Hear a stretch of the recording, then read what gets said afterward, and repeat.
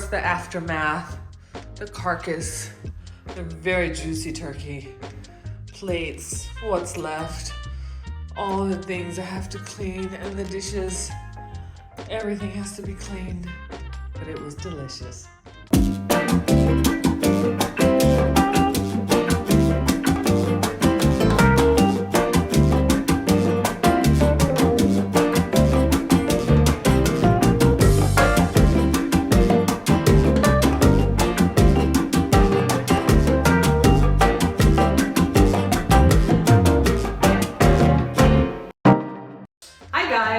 And a very, very happy Thanksgiving.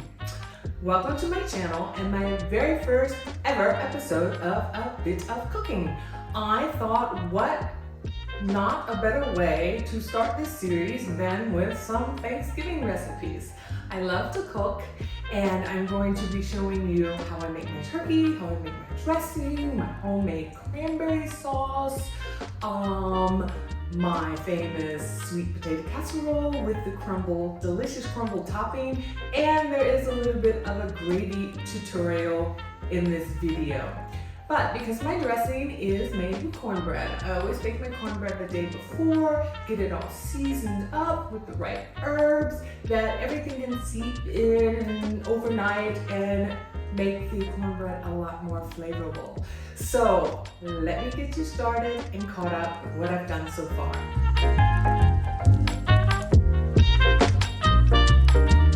Alright guys, we're gonna get started with the cornbread. First, you need to start preheating your oven at 425 degrees Fahrenheit or 220 degrees Celsius. These are the ingredients you're gonna need.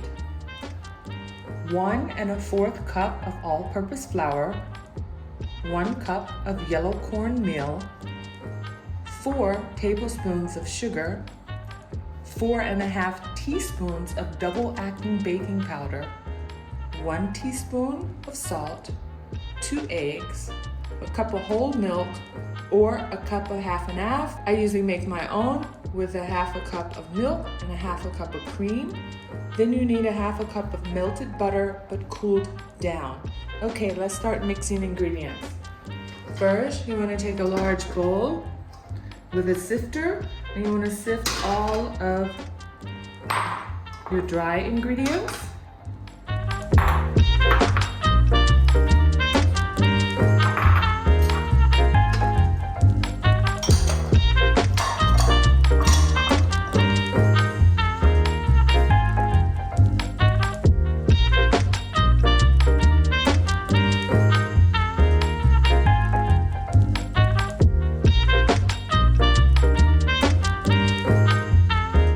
Set that to the side in a smaller bowl. Let's crack our eggs.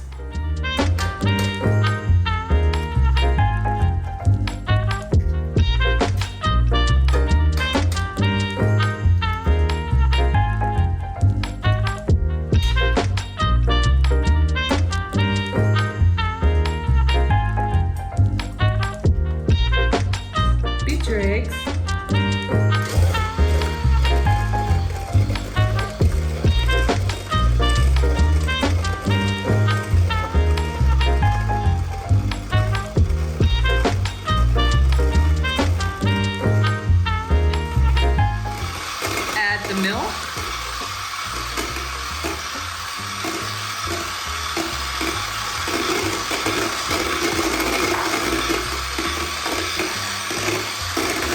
Melted butter.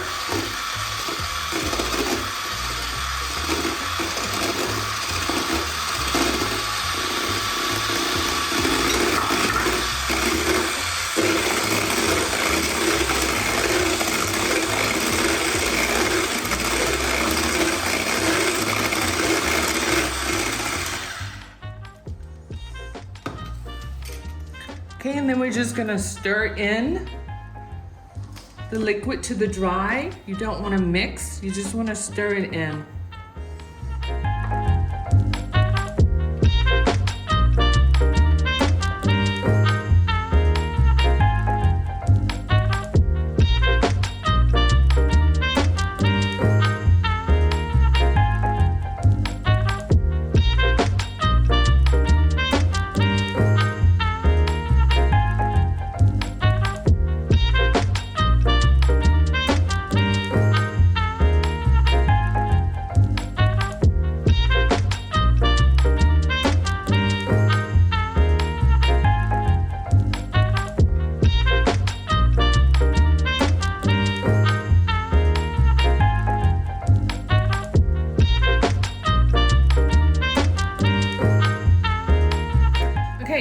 put all the batter now in a buttered pan.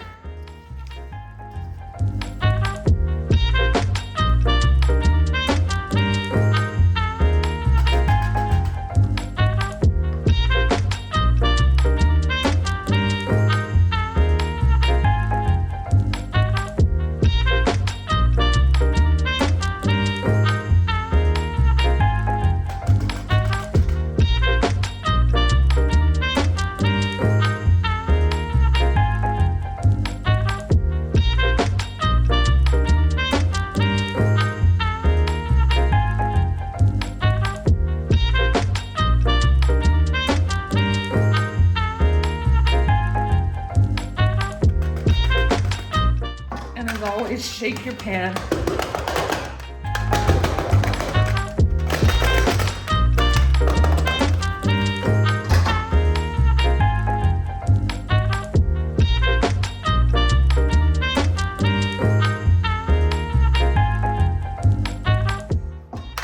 Okay, now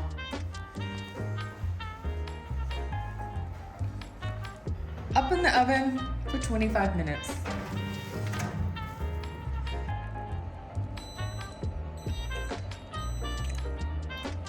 25 minutes on the dot, and it is delicious brown.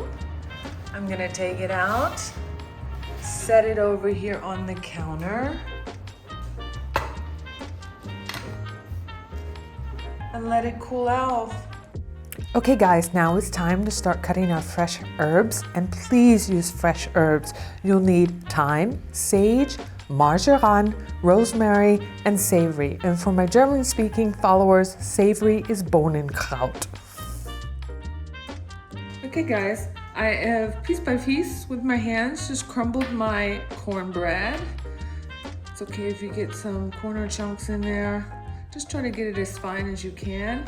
And the worst part is over with. It's separating all those leaves from the herbs, from the stems, and finally chopping these. Now you want equal parts of all the herbs, but in a total anywhere between a half to a 3/4 of a cup of the herbs. So now we're just gonna dump all the herbs in.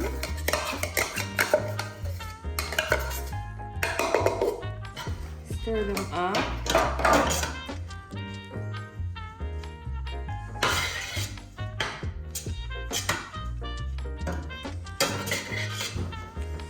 Okay, let's go in with some fresh black pepper.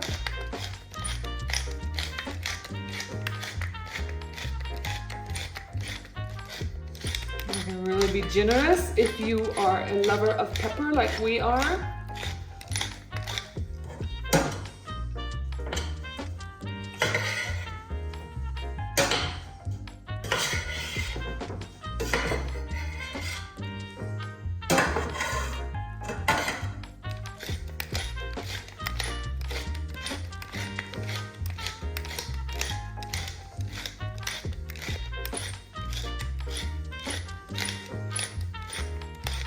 Okay, and then I'm going in with some fresh nutmeg. Always like to ground my nutmeg fresh from the nut.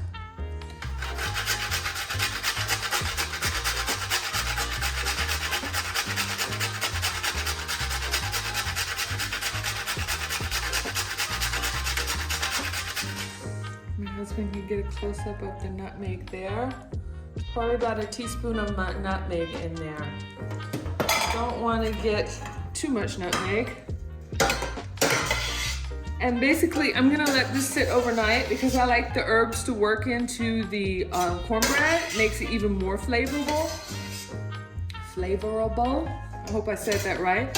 So I'm just gonna put a top on this, put this in the refrigerator, and tomorrow we'll finish it with all the wet ingredients that need to go in. And if you notice, I have not put salt in yet. I always put my salt last because when you add chicken broth or beef broth, cream of mushroom soup, a lot of those things already have salt in them. So you want to just salt very last so you don't get your dressing too salty. So this is going in the refrigerator for the night so that the seasonings can work in and be so delicious tomorrow. Okay, until tomorrow.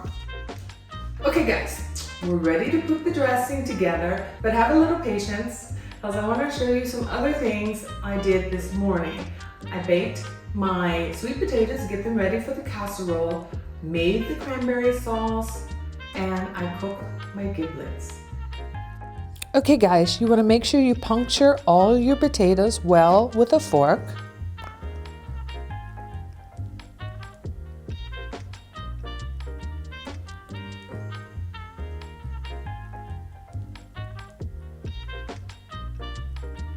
And then you want to fill the pan halfway with water.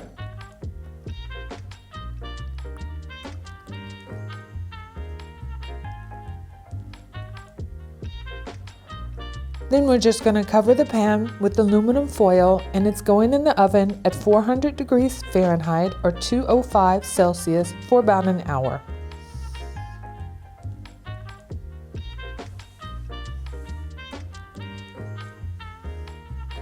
And you know your potatoes are done when you can stick your fork completely through the potatoes, not too easily, but it's not a struggle. You'll know with a little bit of pressure it goes through and they're just right. Perfect. Okay.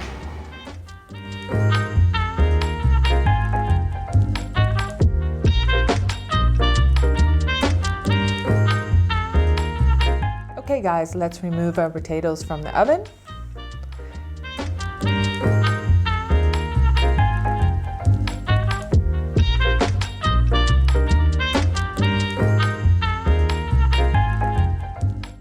I usually place my potatoes in a separate bowl that they can properly cool down.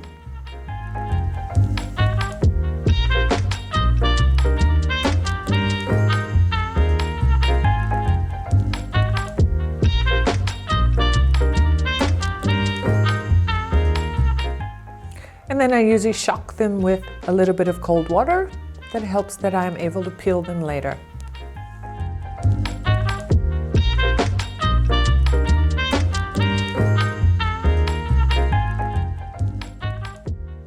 Okay guys, for the cranberry sauce, we're going to start with 3 oranges and 3 clementines, large clementines. But first, you see I'm zesting the oranges. Make sure you always rotate your oranges while you're zesting. You only want the orange rind and not the lower white bitter part. We're going to then juice the oranges and the clementines.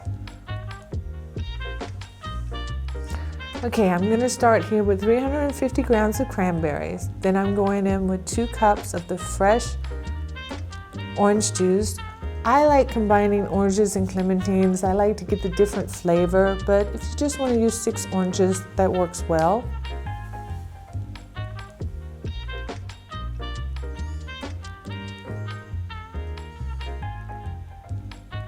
Now I'm going in with 1.5 cups of sugar. Now comes in the orange zest.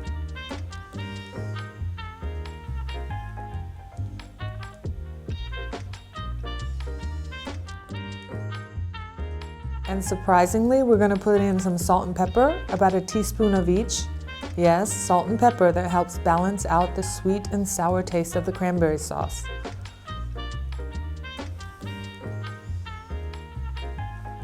Now, we need to go on with our liquor. A lot of people like Grand Marnier, but I feel like Grand Marnier is orange liquor. We already have enough orange in there. You can use port wine, you can use sherry, you can use cognac or brandy. I prefer rum. You see I've turned the heat up to medium high so it can start boiling. Now here comes in a good shot of rum. Now I'm going to keep this covered until it starts boiling. Then I'm going to turn down the heat and let it simmer, still with the top on it, for about 25 minutes. Then we're going to turn the heat slightly back up and let it continue to cook later without the top. Now if you start hearing popping noises, don't be worried. The cranberries have to pop. Hi guys, I just want to jump in here and explain a little bit more with the cranberries. Yeah, the cranberries need to pop. That's the only way they can release their pectin. And that makes the cranberry sauce then jelly. There's no need to add any gelatin. The cranberries make their own gelatin.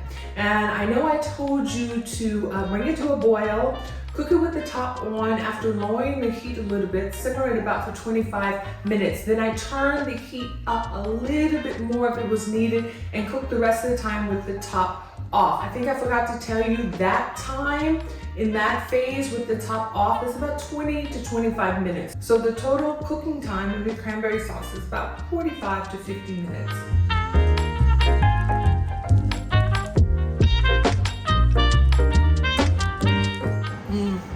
Perfect. Okay, I'm gonna turn it down. I'm gonna go in with the presser because not all of the cranberries are popped. And I think I'm gonna add a little bit more rum to it.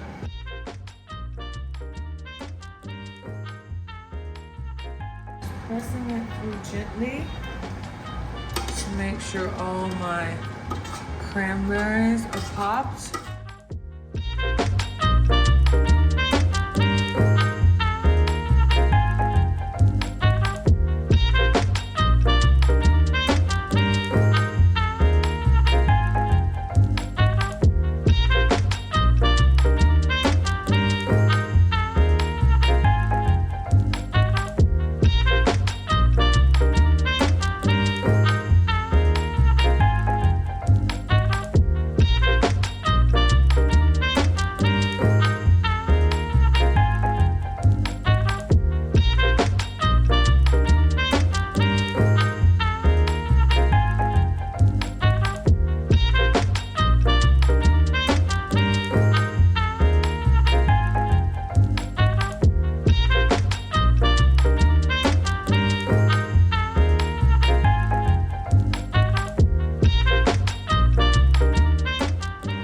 Now I can put this in a bowl and put it in the refrigerator and it will thicken up.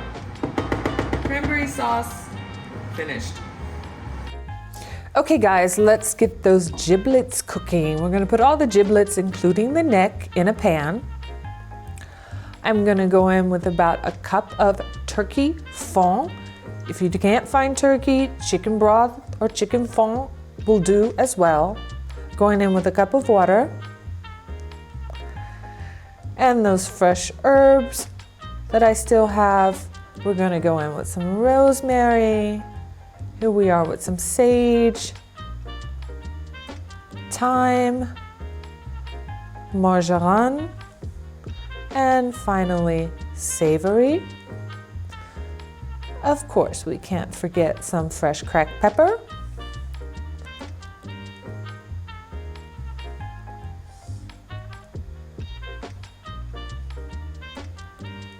And salt.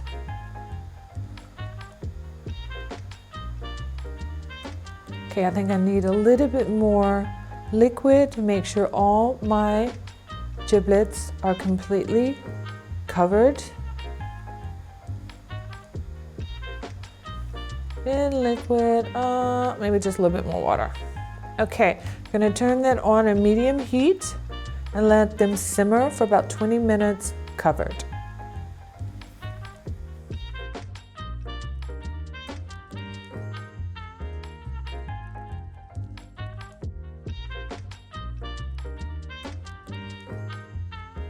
Okay guys, now it's time to continue with the dressing.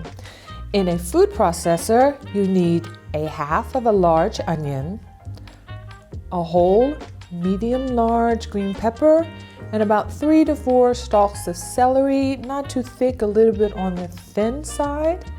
And you want to just finely chop that.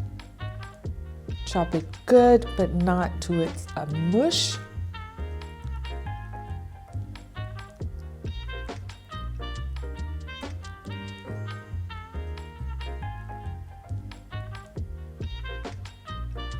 Okay, let's give this one more quick spin.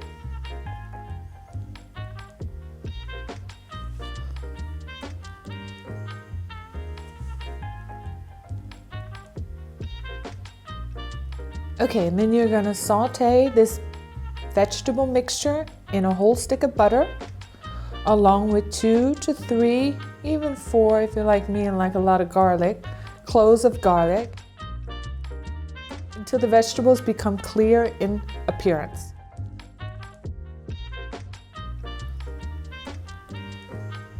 And then we're just going to set them to the side.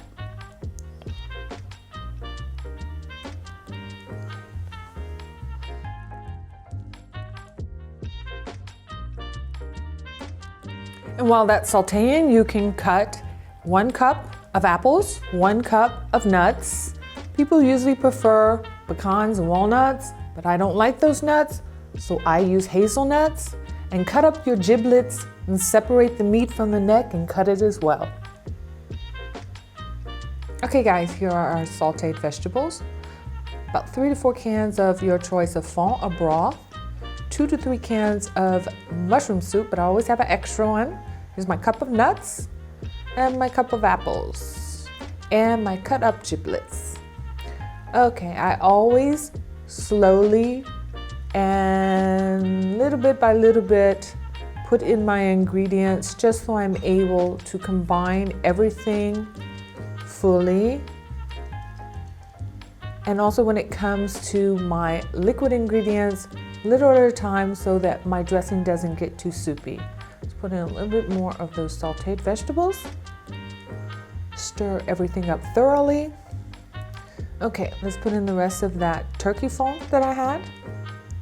And go in with the first jar of chicken broth or chicken fond. And it's slowly getting moister and moister.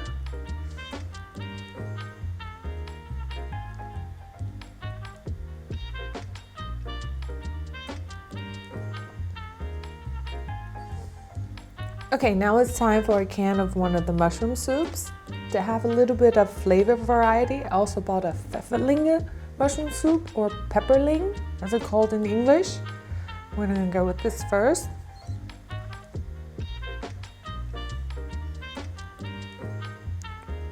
Again, stirring very well, very thoroughly.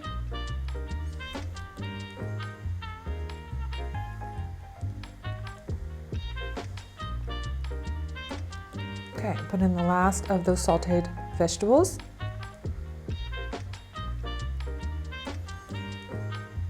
And it's still a little too thick. But first I am going in with about 2/3 of my giblets. The last 1/3 is going to be saved for the gravy.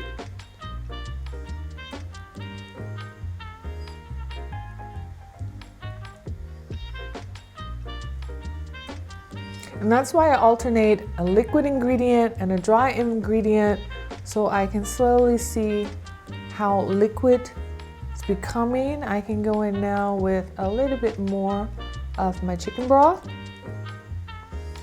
And let's go ahead and go in with a second can of mushroom. This is a plain mushroom, but with whole mushrooms in it. I'm just gonna put a half a can first.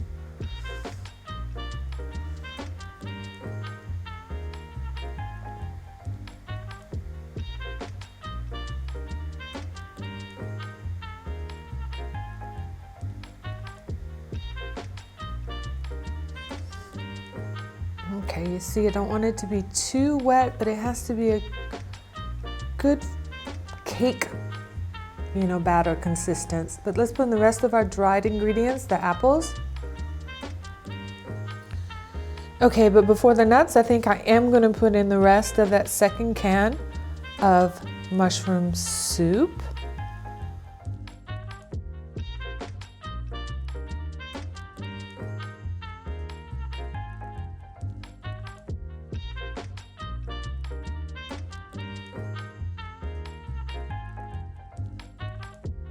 And now the nuts.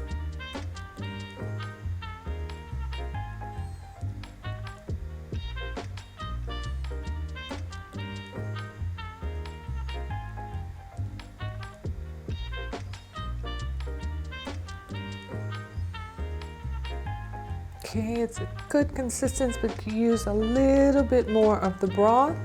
Like I said, we're looking for not too soupy, but a good liquidy cake batter consistency.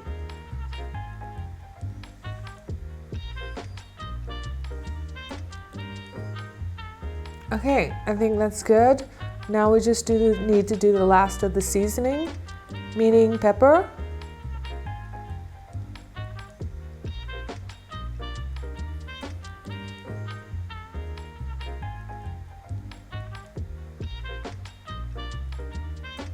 Mix that up well.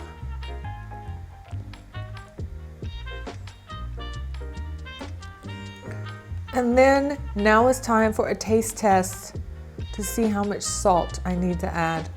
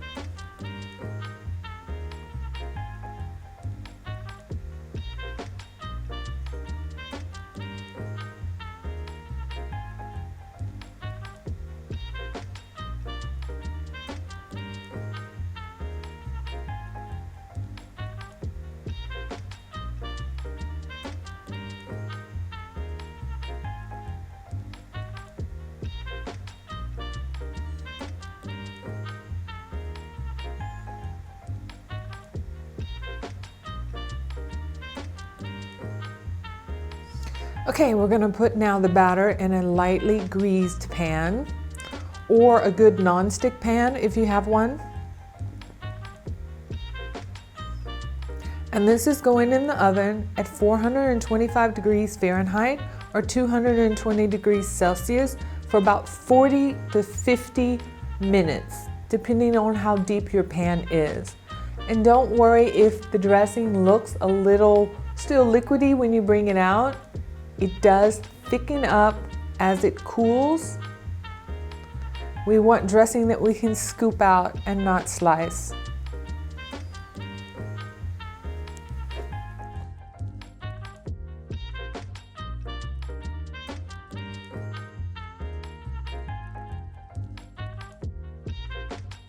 Okay, time for the turkey. I'm just taking butter and I'm greasing it up on him a little bit from inside. Yeah, just smear butter in there so he doesn't dry out.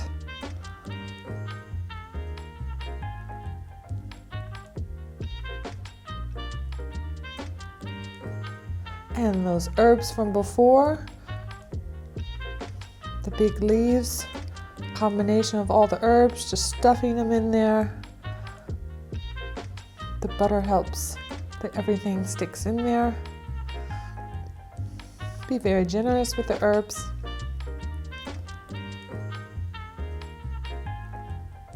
Then I'm going in with some cloves.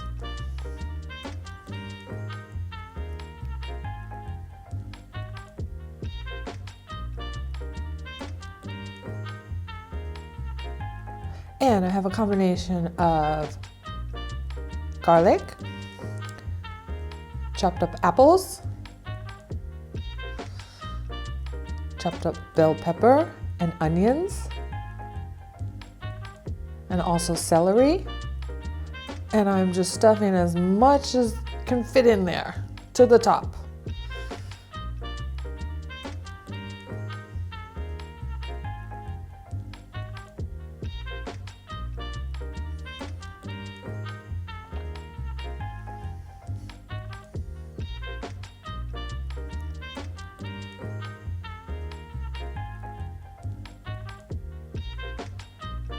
Okay, the first thing I'm going to do is I'm going to seal the neck flap, tucking it in,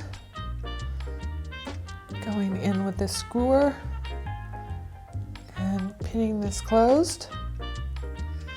Yeah, he's a little slippery.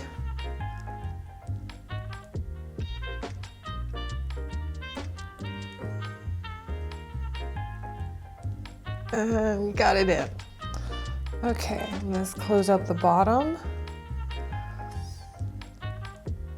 Tucking in the tail. And we need to bind the legs, but I'm gonna need 4 hands for this, so my husband has got to stop filming. Be right back. Okay, you see how I've tied up the legs? And now I'm just buttering the skin some more, because we're going to get ready to season him good.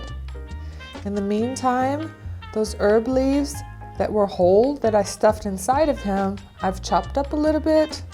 We're gonna need those chopped.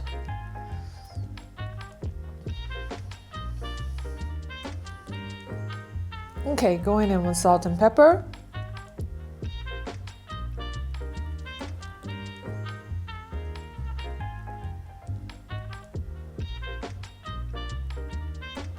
And going in with a generous amount of paprika. Smearing it all over the skin. This helps to get a nice brown tone to the turkey.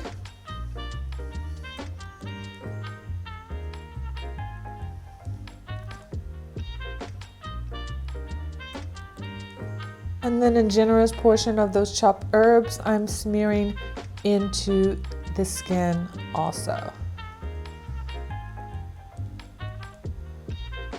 Smearing everywhere. Yeah, you can get a little personal with your turkey. And then I am going to flip him over and repeat the process on the other side. Okay, if you're wondering how I keep my turkey so juicy, no, I don't stuff him full with butter in the breast. I use the science of physics and the theory of gravity. I basically cook my turkey for 2/3 of the time it needs to be cooked upside down. So all those juices are running into the breast. And then for the last third of the time, I flip him over, basting every 10 to 15 minutes. Now I'm shoving him in the oven at 325 degrees Fahrenheit, which is about 165 degrees Celsius. And like I said, I'm going to be basting him about every 10 or 15 minutes. Okay, since my turkey is about 9 pounds, that's gonna be about 2.5 hours to 3 hours. 3 hours if he was stuffed with dressing, but he's just stuffed with vegetables. So I'm setting my first 2/3 of the time at 1 hour and 40 minutes, and then we'll flip him over. Okay, now for my famous sweet potato casserole. After peeling and mashing up my sweet potatoes, I have 3 cups of sweet potatoes here. I usually taste my sweet potatoes and see how sweet they are to determine how much sugar I'm putting in. This time I'm only using 2 tablespoons of sugar. Then I'm going in with 1/3 a cup of cream. Then I'm going in with 1/2 a cup of butter.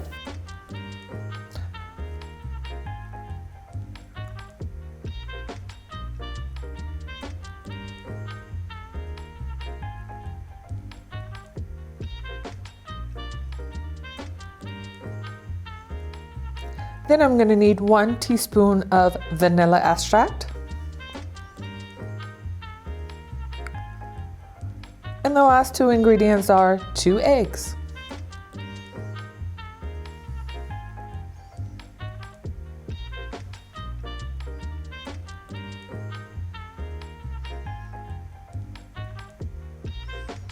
Then we're going to take the mixer and blend it up well without the extra eggshell.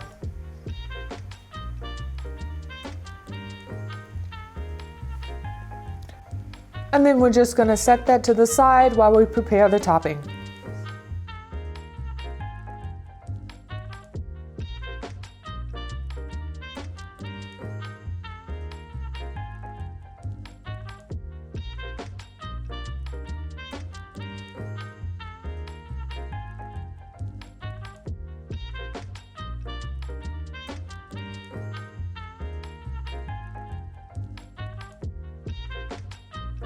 Okay, for the topping, you're going to need a cup of chopped nuts. I love to use almonds, a cup of brown sugar, 1/3 a cup of butter,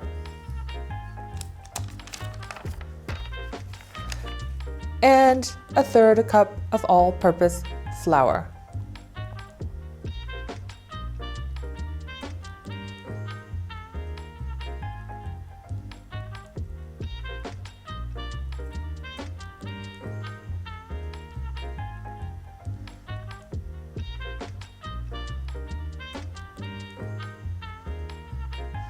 And basically just get your hands in there and knead everything together.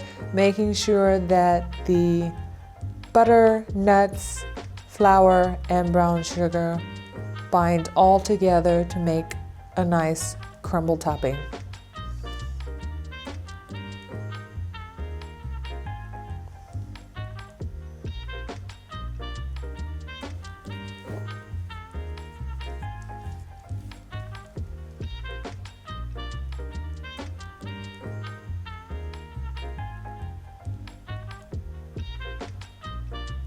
Okay, now taking the sweet potato mixture and putting it in a buttered pan or a non-stick pan.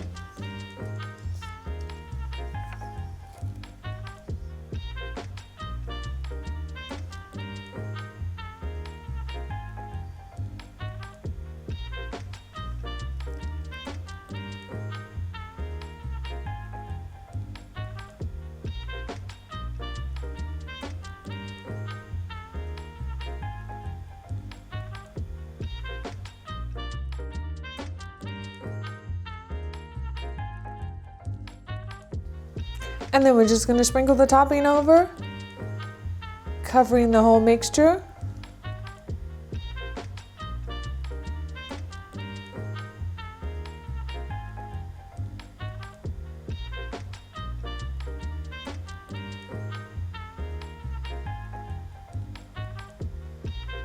And then this is going in the oven at 350 degrees Fahrenheit or about 170, 175 degrees Celsius for just 30 minutes. Okay, the sweet potato casserole is almost finished, so I've taken all of the drippings from my turkey and heated it up with also another 2 tablespoons of butter. And I'm just slowly, tablespoon by tablespoon, whisking in my flour. We don't want any clumps, so we want to work slowly. The amount of flour that you will be using depends on the amount of drippings you have. We want to work up to a nice thick paste.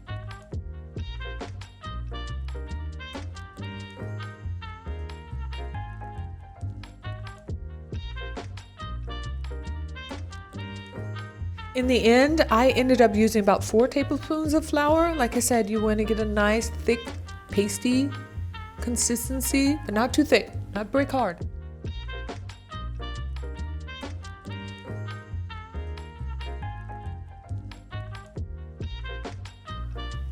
And then on standby, you're gonna have 2 cups of milk and 1 cup of cream. Okay, now that all my flour is in and I have a nice pasty mixture, like I said, I used 3.5 to 4 tablespoons of flour. And see how that mixture is thick and pasty? Now I'm going in the milk, but I'm only gonna start with 1 cup of milk first. Slowly pouring that in. Always whisking the whole time.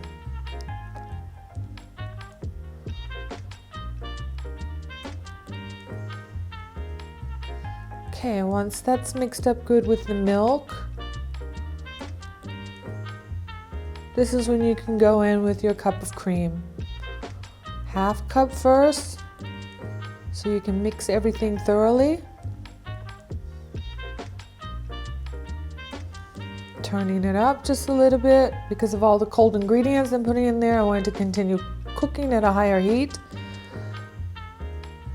And going in with the rest of the cream.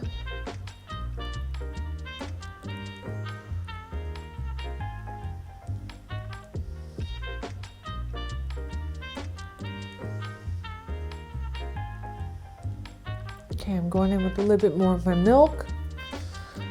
That 2nd cup of milk you can always continually add during the process every time you think your gravy is getting a little too thick. You see I was tasting there.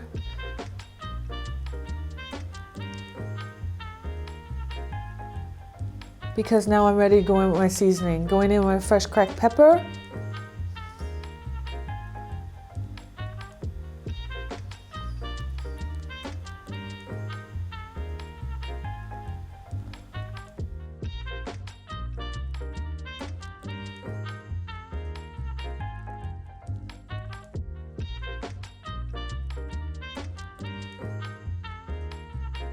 Okay, now you see I'm going in with my puree machine because I want to make sure I have no lumps and my gravy is completely smooth. As it gets thicker again, adding a little bit more of that second cup of milk, always working little by little.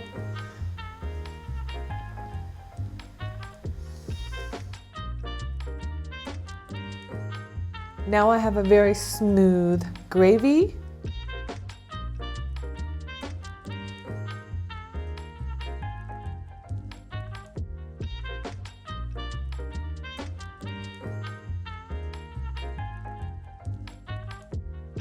The reason why I tasted, so let me see how much salt I needed. I'm going in with a little salt now. Now my giblets are going in.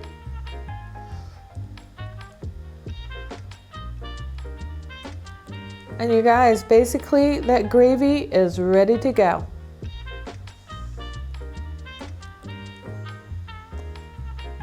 Turning it down.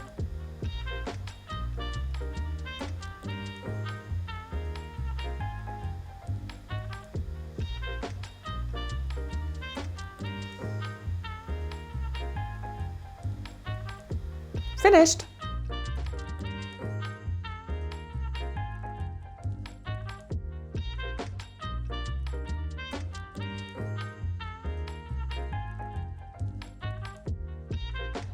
Okay guys, I hope you enjoyed this video. This is my first cooking video, so if I left out some details or if there's anything I should have explained better and you don't understand, please hit me up in the comments. I will take the time to explain that more in detail, that if to correct any kind of confusion. There was some other tips I wanted to give about cooking with turkey. If you tend to have a smaller turkey or one that's a little leaner and not have as much fat on him, that you're not getting as much drippings, this time was the case for me. I always keep warmed on the stove some turkey or chicken. You can either have duck or a goose broth.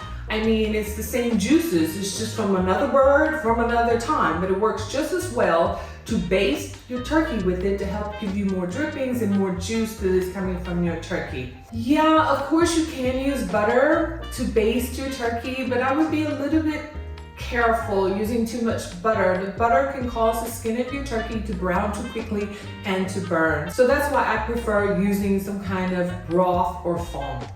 What else did I want to tell you? Oh yeah, I did end up cooking my turkey exactly 2.5 hours. I always test if my turkey is ready because how movable the hip or leg joint is, and I usually go right into that joint and cut a little bit with a knife. Clear fluid comes out, your turkey is ready to go. Little pink fluid, you want to cook it maybe about another 10-15 minutes before you check again. And if red comes out, red fluid, danger, danger, danger, Will Rogers. You need to cook it at least 30 or 40 minutes more before you test again. My mother always used the technique of pushing her finger into the skin of either the leg or the breast. If it left a fingerprint, then it was done, didn't like bounce back out, but I always burnt my finger when I did that. So I use my technique of seeing how loose the leg joint is and just making a little cut deep in that joint and make sure that the fluid is only clear. Yeah, you guys, I think that's it. We gobbled everything up and had a lot of fun. I did forget to show you my beautiful table arrangement before I moved it to the coffee table so we'd have room to eat, but I'll leave a picture of that for you up there. I know it's not like the traditional Thanksgiving table setting, but that's not like my style with pumpkins and cornices and everything. I love more a beautiful floral arrangement, especially right now with my seasonal amaryllises. Yeah. You can't go wrong with that. So you guys, make sure you subscribe, turn on your notification bells, and you guys give me a thumbs up. By giving me a like, I know if you want me to continue with cooking videos. And I hope you are having a very, very wonderful Thanksgiving. And as always, yours truly, Art Macon. Bye.